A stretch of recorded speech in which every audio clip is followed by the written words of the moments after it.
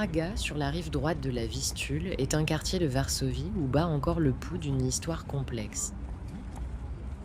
Loin des circuits touristiques centrés sur les rues Ząbkowska, Targowa ou le complexe Koneser, l'ancienne distillerie de vodka, Praga reste un lieu vivant, habité par une population modeste aux côtés de nouveaux venus de la rive gauche, attirés par son authenticité et son renouveau.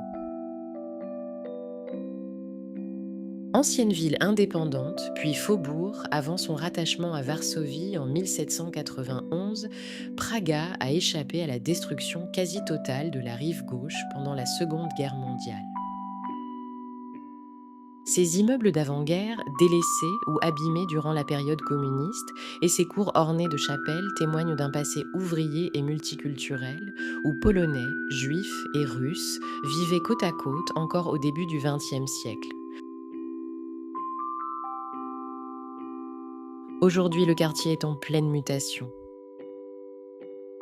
La gentrification gagne du terrain, les loyers grimpent, mais Praga conserve une identité forte, marquée par la ténacité de ses habitants face aux bouleversements de l'histoire.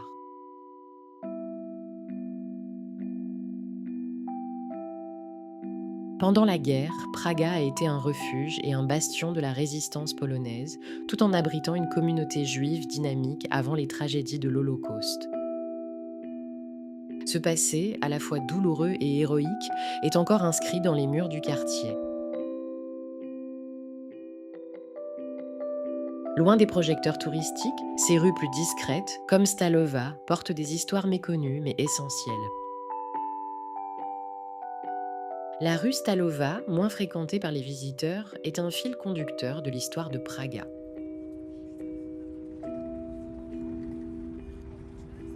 Nous explorerons son passé, marqué par la présence juive et les actes de courage des justes polonais qui ont risqué leur vie pendant la guerre.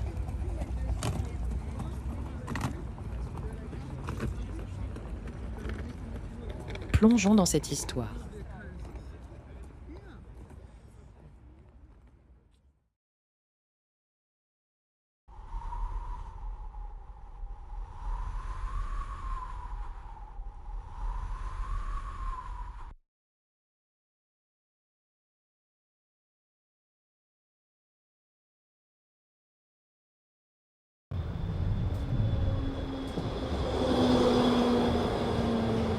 Au numéro 33, une salle de prière était inventoriée en 1926 et en 1930. Un juif du nom d'Abraham Nossal, et qui était également appelé Abraham Shenkaj, le tavernier, avait un restaurant au numéro 44 de la même rue et un stand au marché. Le lieu appartenait à Abraham Rosenbaum. Il était fréquenté entre autres par des commerçants du marché voisin au coin des rues Stalova et Tchensova. Avant la guerre habitaient également là le tailleur pour hommes Hersch Perelman et un certain Nyberg.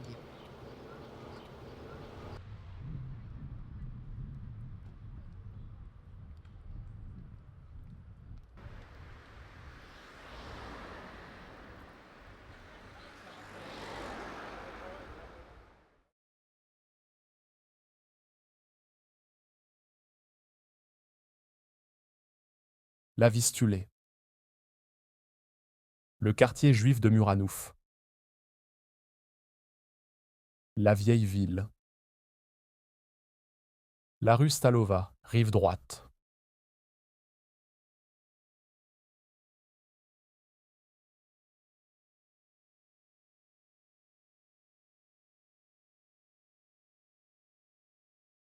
La rue Stalova a été aménagée vers les années 1865 dans la partie nord du quartier de Praga, appelée alors Nova Praga, d'où son premier nom, rue Nowopraska. Elle fut ensuite rebaptisée rue Fabriczna, la rue de la fabrique, en référence aux usines voisines qui se développèrent avec la révolution industrielle. Mais en 1891, elle prit définitivement son nom actuel, rue Stalova, la rue de l'acier, en raison de l'usine sidérurgique située à son extrémité nord. Cette usine, la plus grande de Varsovie, employait jusqu'à 1300 ouvriers dans la seconde moitié du XIXe siècle. Elle produisit 87% des rails des chemins de fer polonais et 22% de ceux de l'Empire russe. L'usine sidérurgique contribua grandement au développement de Praga. Sa construction fut confiée à la holding polonaise Lil-Poprał et Levenstein de Varsovie. Siégeait au conseil d'administration Jan Blor, un magnat des chemins de fer. C'était un juif converti au calvinisme, également un sympathisant des mouvements sionistes et ami de Théodore Herzl.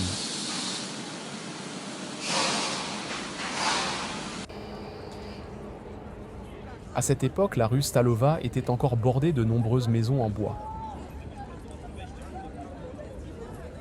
Peu à peu, les immeubles en briques remplacèrent ces constructions, un processus qui dura jusqu'aux années 1930. La population du quartier était modeste, parfois très pauvre. Plusieurs familles vivaient souvent dans une même pièce, sans eau courante ni électricité.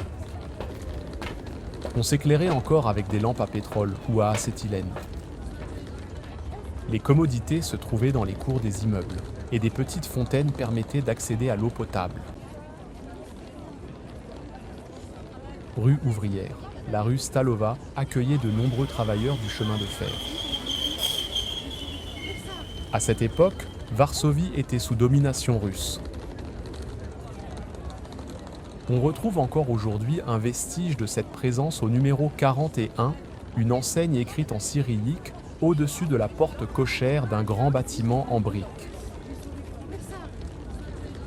Ce lieu abritait autrefois un grand bazar qui a existé jusqu'aux années 1970. Avant la guerre, ce vaste marché accueillait de nombreux marchands juifs.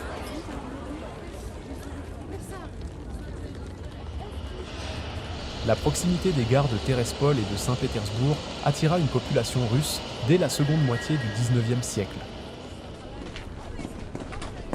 Après le départ des troupes russes, en 1915, puis l'indépendance de la Pologne après la Première Guerre mondiale, cette communauté disparut. Dès lors, l'activité de l'usine sidérurgique déclina. Elle se reconvertit dans la fabrication de pièces pour l'armement, destinées aux canons et aux fusils. En 1939, l'usine fut bombardée par les Allemands.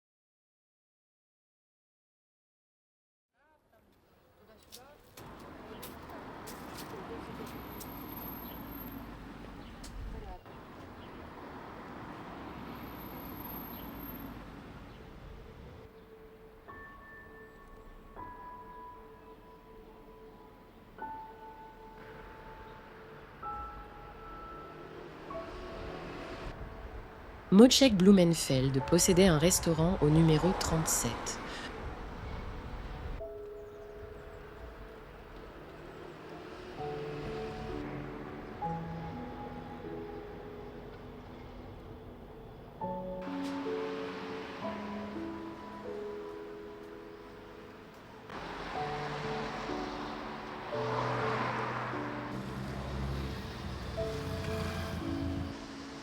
Dans l'appartement de Wally-Schmurło, situé au numéro 46, se sont réfugiés Lydia et Henrik Blumberg.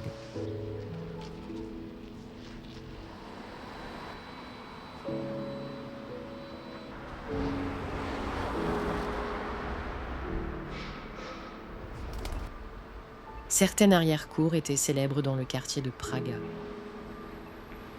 Celle du numéro 51, très fleurie, était particulièrement réputée pour son atmosphère qui rappelait un shtetl.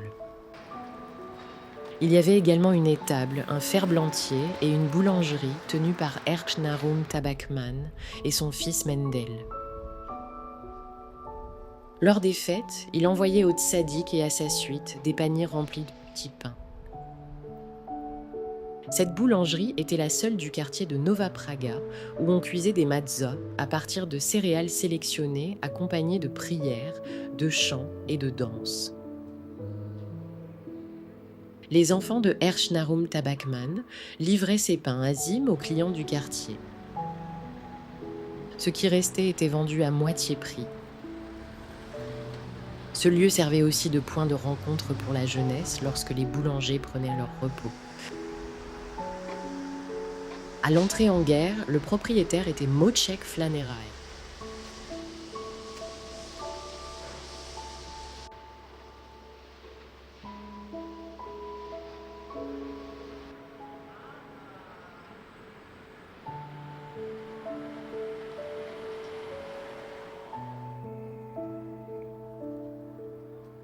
Au numéro 12, Alexander Henrik Silbermann s'est caché.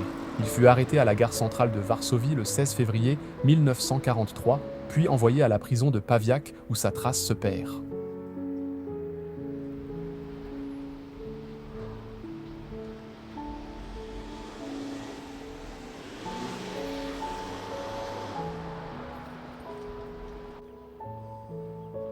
En 1943, au numéro 28, Tadeusz Bouza a caché Léon Srarter pendant 1 mois, le temps qu'il obtienne de faux papiers.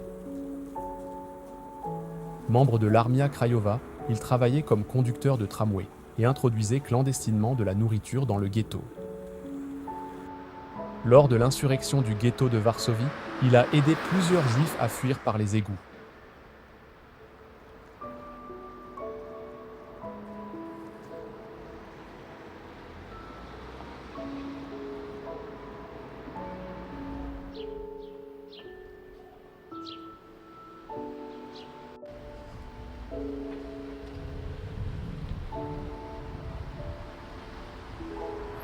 L'adresse du 41 de la rue Stalova ont trouvé Revensemes, le boucher, et Yankel Horberg, qui possédait un magasin de produits laitiers.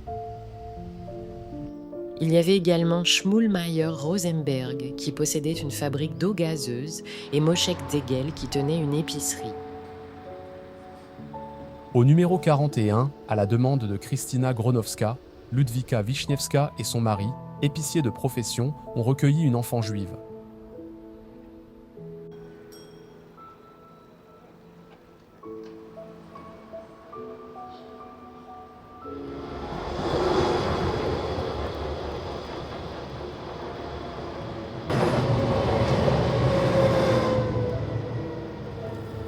Ludwik Dobrzański, exfiltré du ghetto lors de l'insurrection, a trouvé refuge au numéro 6 de la rue Stalova.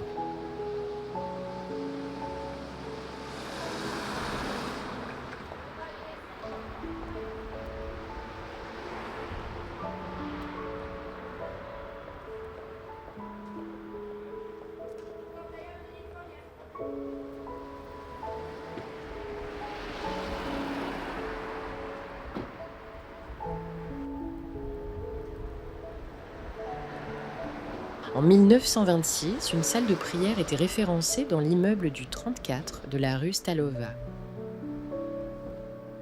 Avant la guerre se trouvaient là l'école primaire numéro 44 et le magasin de Abraham Hirschfeld. Au numéro 34, Stanisław Woźniak, avec l'aide de son frère Marian, a hébergé Anna Kornblum et sa sœur Perla, puis une autre femme, Danka. Plus tard, Mala Furmańska et Regina Greenspan ont également été accueillis, avant d'être confiés à un voisin par manque de place.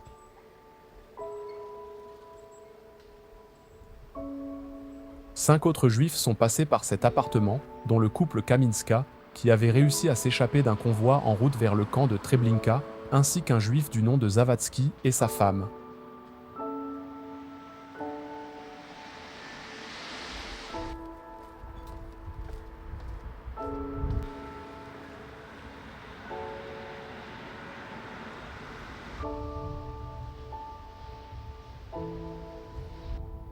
Avant la guerre, le propriétaire du numéro 57 était Antoni Stopinski.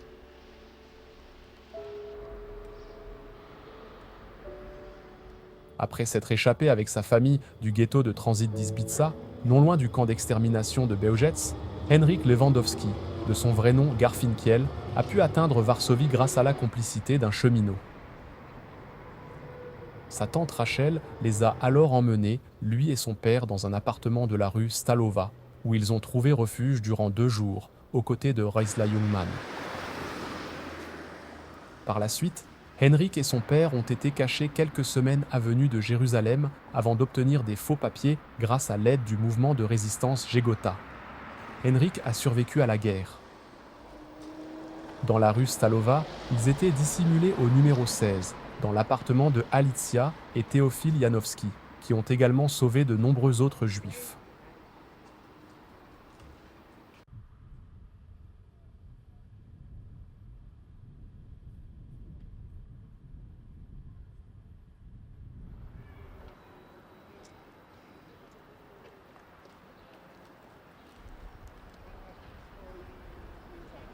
Au numéro 35, Sheina Kahan avait son cabinet de dentiste.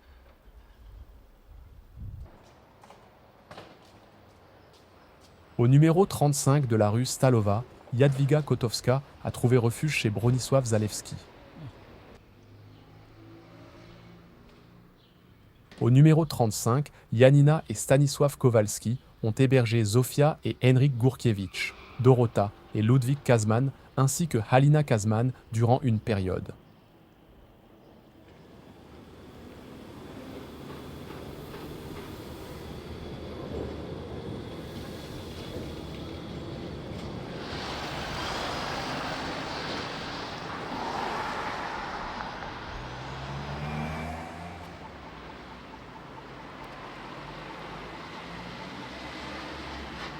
Au numéro 61, Yukel Feldman possédait un magasin de produits coloniaux.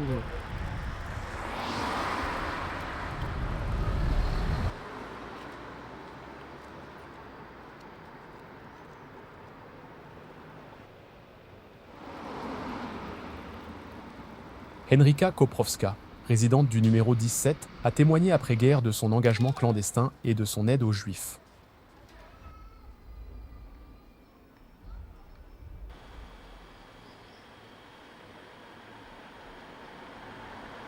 Au numéro 36, dans l'appartement numéro 2, la docteure Alexandra Rowinska a apporté assistance et cachette à plusieurs Juifs.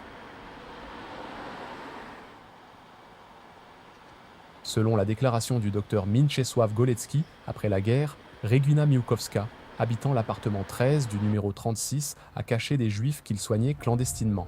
Ce médecin a également assisté des réfugiés cachés au numéro 34, notamment le couple Zawadzki.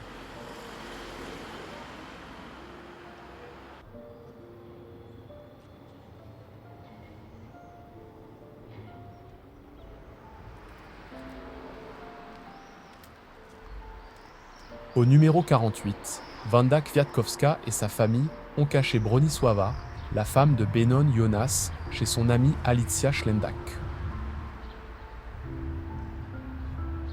Wanda a également aidé la famille de Jonas à se cacher dans Varsovie.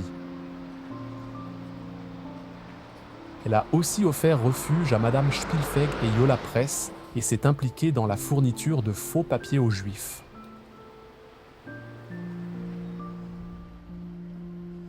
Au numéro 39, dans l'appartement 41, Stéphane et Lucja Słonimski ont caché plusieurs Juifs. Adam Zawadzki et son beau-père, Yorel David Niewiajski, ses beaux-frères Shimon et Salomon, sa belle-sœur Eugenia Braudo, et son mari Yacoub, ainsi que Setselia et Mirawash. Lors du soulèvement de Varsovie en 1944, un obus a frappé l'immeuble, causant la mort ou la blessure de plusieurs de ses occupants. Au numéro 32 habitait un certain Cooperman qui possédait une petite fabrique de savon. Au numéro 21 habitait un agent commercial du nom d'Alexander Zeigler.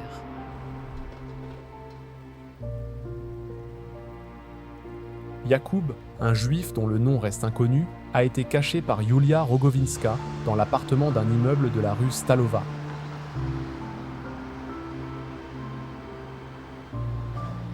Teresa Lamowska, qui a réussi à s'extraire du ghetto, a été cachée par la famille Zielinski.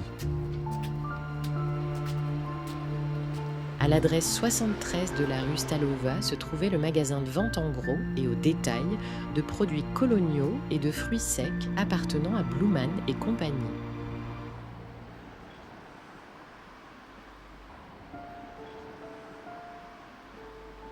En 1942, dans un autre appartement de la rue Stalova, 3 juifs, dont Roman Kogne, ont été cachés grâce à Jerzy Koźmiński. Un peu plus tard, Samuel Glaser, Séverine Glaser et sa femme Fiania, Mietek Hrvat et son épouse Bakia, ainsi qu'un couple et leur enfant dont les noms restent inconnus, ont trouvé refuge dans un autre logement de la rue, avec l'aide de la famille Koźmiński.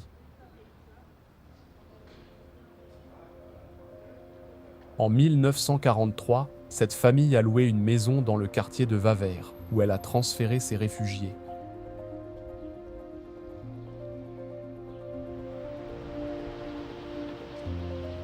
Enfin, Monsieur et Madame Karwowski, habitants de la rue Stalova, ont joué un rôle crucial dans l'organisation de caches et la fourniture de faux papiers.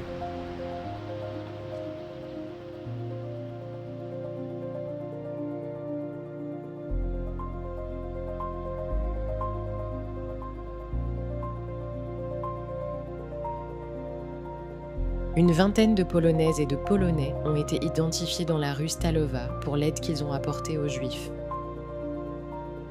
Il ne s'agit pas d'une liste exhaustive. D'autres sont restés dans l'ombre et ont disparu pendant ou après la guerre.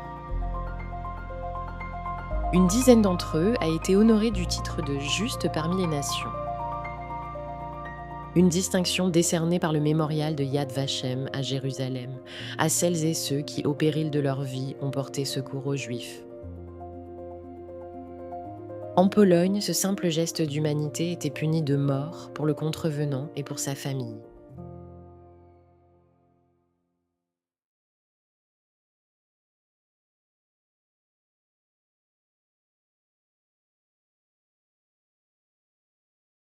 La rue Stalova, dans le quartier de Praga à Varsovie, est l'un des rares endroits où l'on peut encore ressentir l'atmosphère de la ville d'avant-guerre. Ses façades en briques, ses cours étroites, ses portails anciens ont traversé le temps, là où le quartier ouvrier de Wola a été en grande partie détruit, et Muranouf, l'ancien quartier juif, entièrement effacé.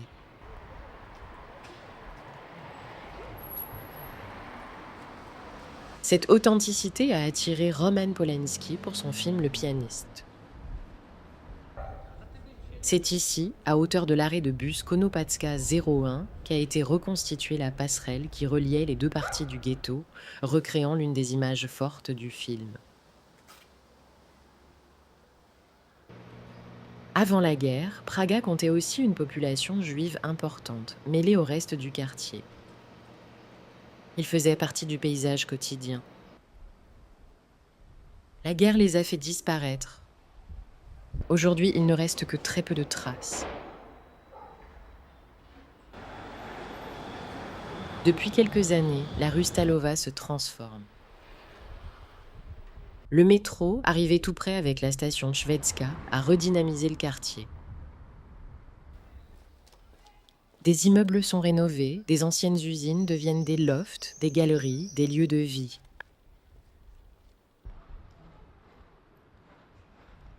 Mais malgré ces changements, la rue conserve une mémoire. Une mémoire silencieuse, incrustée dans les murs. Celle d'un monde révolu, mais pas tout à fait effacé.